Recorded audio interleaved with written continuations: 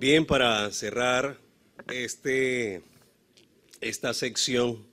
de nuestro Congreso de Derecho Procesal, quiero agradecer muy especialmente a los organizadores del evento, en especial al doctor Jairo Parra, por la invitación tan especial que nos ha formulado, y desde luego agradecer a todos los presentes por su paciencia al estar aquí muy concentrados, atentos a las diferentes temáticas que se han venido desarrollando en el transcurso de estos 3 días. De entrada quiero advertir que el título de la ponencia es ambicioso y tengo que reconocer que en tan corto tiempo no es posible abarcar todas las diferencias existentes en materia probatoria en el Código General del Proceso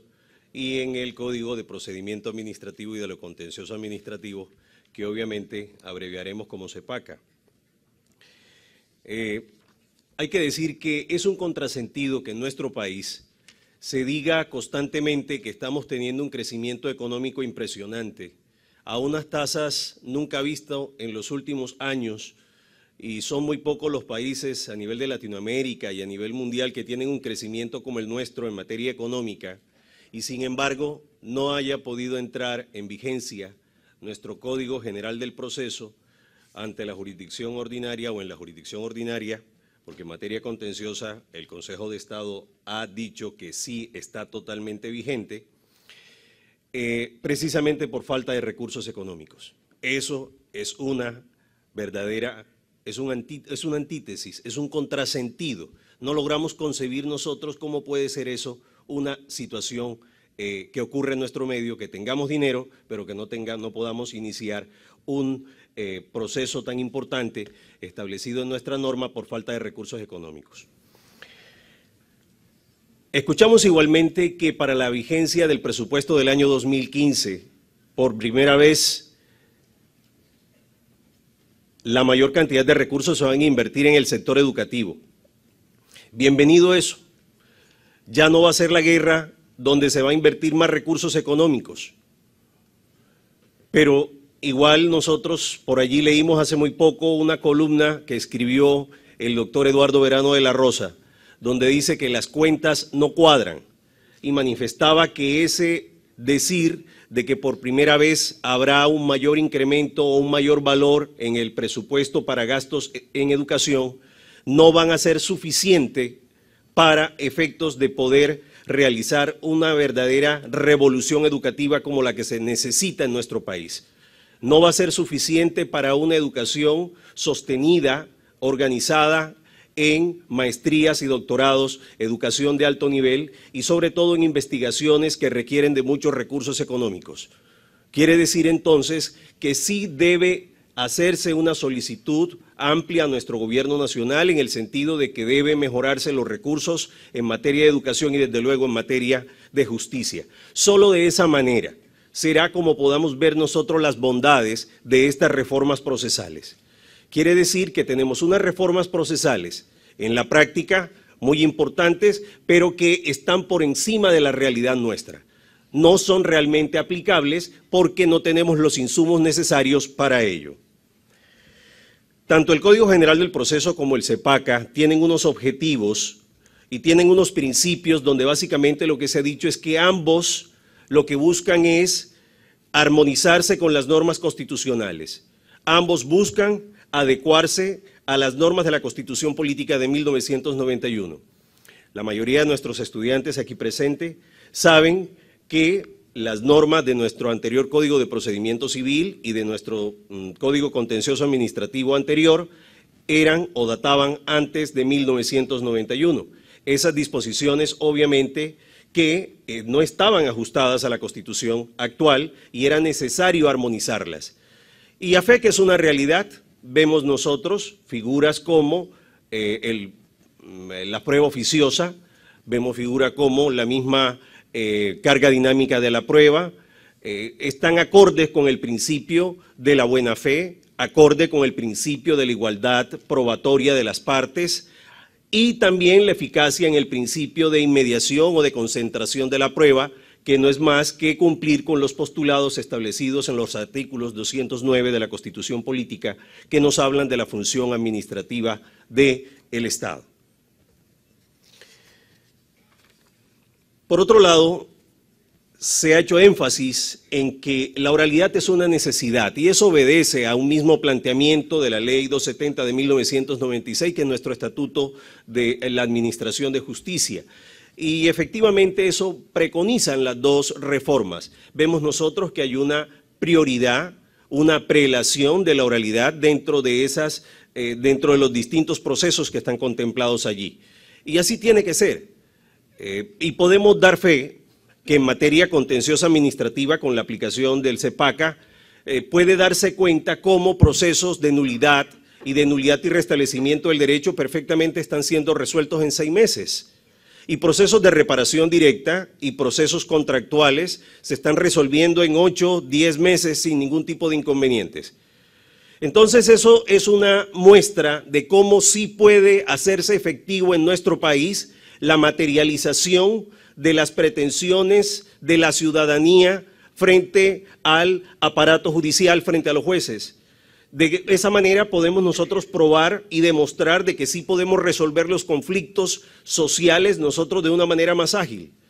Porque es que hoy día todavía, señores, como ustedes saben, todavía tenemos el rezago y hayan quedado, en el caso del CEPACA, de la Jurisdicción Contenciosa Administrativa, tenemos lo que le llaman los jueces escriturales, que quedaron manejando los procesos judiciales que venían con el decreto 01 de 1984 con todas sus modificaciones. Y tenemos todavía procesos de primera instancia de 10 y más años en primera instancia. Eso no es justicia, eso no es derecho. Entonces, vemos nosotros las bondades de este nuevo código, que si bien tiene dificultades, hay que abonar de que realmente puede materializar lo que se busca en una sociedad, que es que haya una solución rápida, ágil y obviamente oportuna y dentro del marco de la ética, un fallo con probidad y de manera objetiva por parte de los dispensadores de sentencias en nuestro medio. Le escuchaba al doctor Martín decir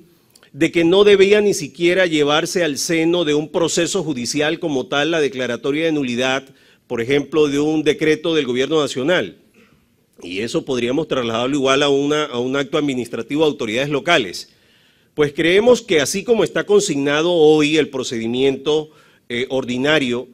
en materia de la Ley 1437 de 2011, es perfectamente posible de que en la primera audiencia de trámite se resuelva porque es un asunto de pleno derecho y bastaría simplemente entonces la demora de lo que transcurre entre la notificación de la demanda y la contestación de la misma para que en la primera audiencia o en la audiencia inicial se resuelva el asunto sin ningún problema porque es un asunto de pleno derecho y así está contemplado específicamente en la Ley 1437 de 2011. Entonces yo creo que sí lo podemos resolver y de manera muy rápida en 6, 5 meses sin ningún tipo de problema. Igual acontece con acciones de nulidad o medios de control de nulidad y restablecimiento del derecho que también podrían resolverse dentro de ese mismo lapso de tiempo.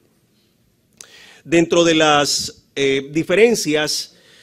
más relevantes entre el Código General tenemos que decir que cuando uno lee el 211 del Código General del Proceso del CEPACA, encontramos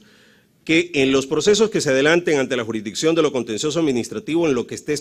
lo que no esté expresamente consagrado en este código, se aplicarán en materia probatoria las normas del Código de Procedimiento Civil.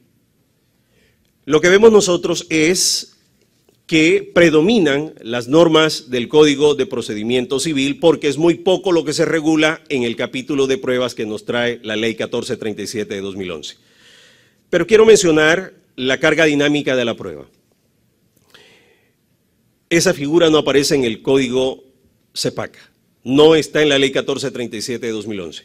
pero sí aparece consignada por primera vez en Colombia de manera expresa en un estatuto procesal de manera tan precisa como está aquí. Es precisamente en el artículo 167 que nos habla de la carga de la prueba, donde dice que el juez podrá de oficio a petición de parte distribuir la carga al decretar la prueba durante su práctica o en cualquier momento del proceso antes de fallar. Quiere decir entonces que el juez puede perfectamente redistribuir la carga de la prueba. Pero esto no es una figura tan novedosa, esta es una figura bastante antiquísima. haciendo una lectura para el trabajo que estoy aquí presentándole, encontramos un texto de Jeremías Bentham de principios del siglo XX, donde hablaba de la facilidad probatoria. Y en ese texto Jeremías Bentham nos decía que entre las partes contrarias, ¿a cuál se debe imponer la obligación de proporcionar la prueba? Esta cuestión presenta infinitas dificultades en el sistema procesal técnico. Es en un régimen de justicia franca y simple, en un procedimiento natural, es muy fácil de contestar. La carga de la prueba debe ser impuesta en cada caso concreto a aquella de las partes que la pueda aportar con menos inconvenientes, es decir, con menos dilaciones, vejámenes y gastos. Y esto no solo fue mencionado por Jeremías Bentham a principios del siglo XIX, sino que también los alemanes en la época hablaban de esto, de la facilidad probatoria. Y luego se trasladó a España a principios del siglo XX, se condensó por primera vez legislativamente en la Ley de Enjuiciamiento Civil Española. Y como vemos nosotros, a nivel mundial, también en América Latina, los argentinos han sido quizás los que más han hablado sobre el tema. El doctor Jorge Peirano Facio, que nos ha acompañado en algunos congresos, ha sido uno de los precursores de la figura de la redistribución y defensa de la carga dinámica de la prueba. Pero siendo entonces tan útil la figura de la carga dinámica de la prueba como una manera de redistribuir la carga de la prueba, es decir, de permitir que quien le sea más fácil probar lo haga, la pregunta es, ¿por qué razón no se condensó en el CEPAC, en la Ley 1437, el tema de la carga dinámica de la prueba? Bueno, la razón, leemos un documento del doctor Álvaro Namén Vargas, secretario de la Comisión de Reforma de la Ley 1437, de lo que hoy es la Ley 1437, y él argumenta que los criterios que adujeron los miembros de la Comisión de Reforma del Código Contencioso Administrativo fue que no se ajustaba, que no resultaba coherente con los principios de igualdad de las partes, con el principio del debido proceso. Pero vemos nosotros que realmente es casi que un contrasentido, por lo menos esa posición argumentativa, con lo que históricamente venía ocurriendo al interior de la misma corporación. Desde 1992 encontramos nosotros sentencias del Consejo de Estado, especialmente de la sección tercera, donde se venía aplicando la figura de la carga dinámica de la prueba, especialmente en temas de responsabilidad por falla médica. Y bien, si podemos decir que de pronto en algunos momentos no hubo una aplicación como hoy podría entenderse de la carga dinámica de la prueba, porque estamos seguros que en ese momento no se le dijo a una de las partes: usted tiene la obligación de probar este aspecto porque a usted le es más fácil hacerlo. Usted tiene mayor disposición porque usted cuenta con los elementos para hacerlo. Eso no se hizo, sino que al momento de la sentencia se decía, dentro del análisis probatorio, dentro del marco de la sana crítica, resulta a todas luces compasible con determinada parte exigir que no era ella la que le correspondía de la carga de la prueba, sino la otra porque estaba en mejores condiciones de hacerlo. Es decir, lo que veíamos era que en decisiones judiciales daban aplicación a esto de la redistribución de la carga de la prueba. O, como algunos también podríamos decir en muchos de los casos, fue una inversión de la carga de la prueba. Entonces, durante tantos años que utilizó la figura el Consejo de Estado, no entendemos cómo no supo aprovechar en la reforma y efectivamente consagrarlo de manera expresa. Esto no quiere decir, porque obviamente por remisión normativa, expresamente tenemos entonces, con base en el 211, podemos perfectamente aplicar la figura de la carga dinámica de la prueba en los procedimientos que se adelanten ante la jurisdicción de lo contencioso administrativo. Es decir, hoy por hoy aplicaremos en materia de la jurisdicción de lo contencioso administrativo las normas establecidas de la carga dinámica de la prueba en el Código General del Proceso.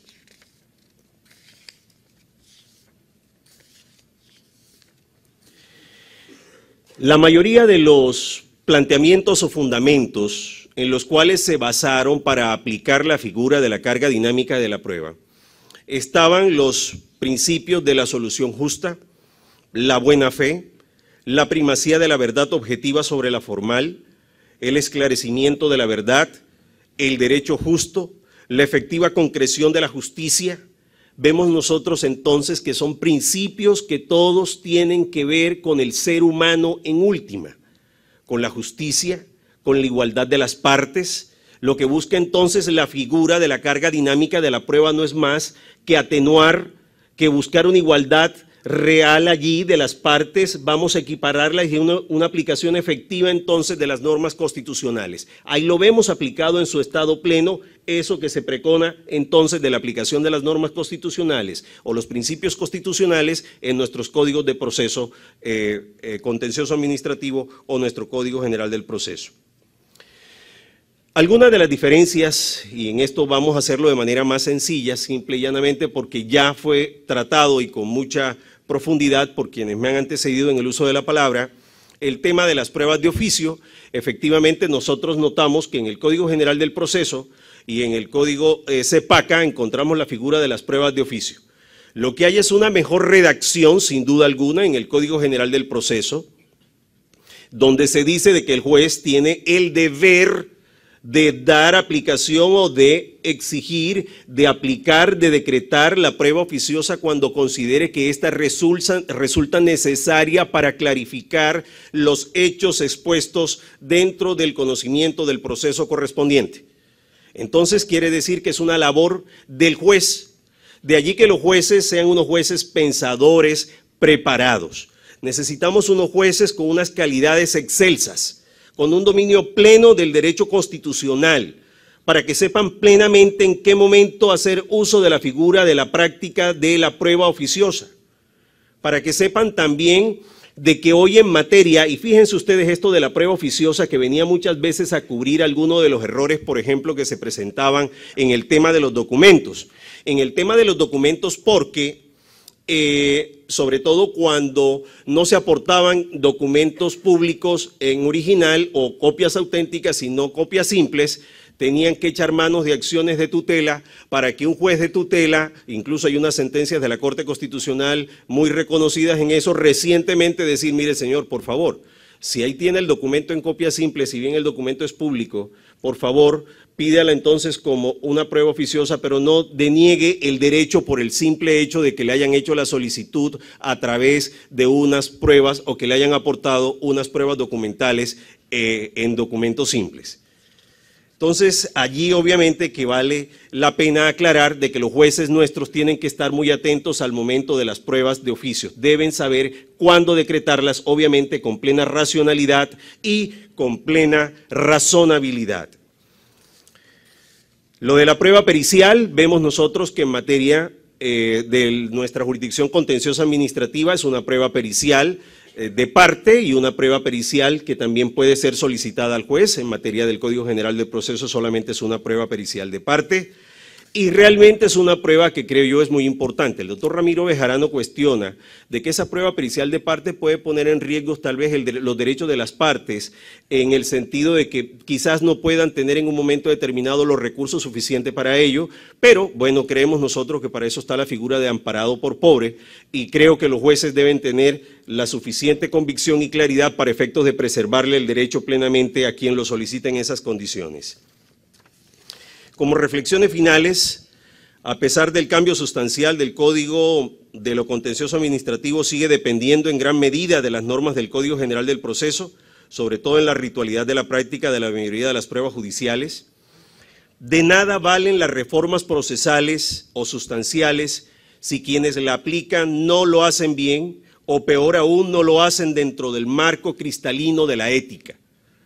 Sin dudas, eran códigos que pedían a gritos cambios sustanciales, independientemente de que haya o no unanimidad sobre el texto final de cada uno de ellos. Estamos convencidos de que esto es mejor de lo que teníamos,